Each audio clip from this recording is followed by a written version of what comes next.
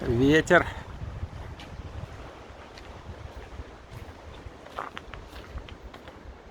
Падают ветки, деревья шатаются. Кстати, когда ты в лесу, то ветер особенно не чувствуешь, потому что деревья его гасят. И Алиса, конечно же, спит под кустом.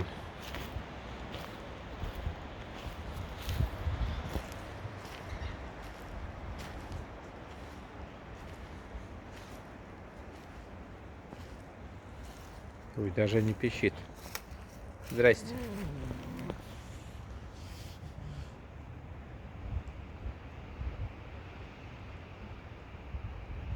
Разгребла себе место, как я вижу.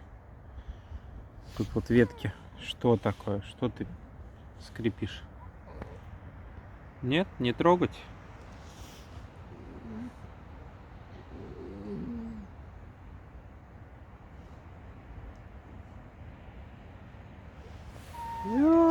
Что такое? Можно от тебя вот кусочек вырвать?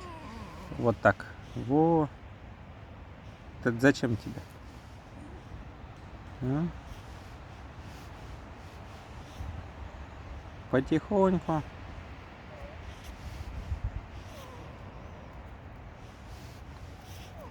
Все?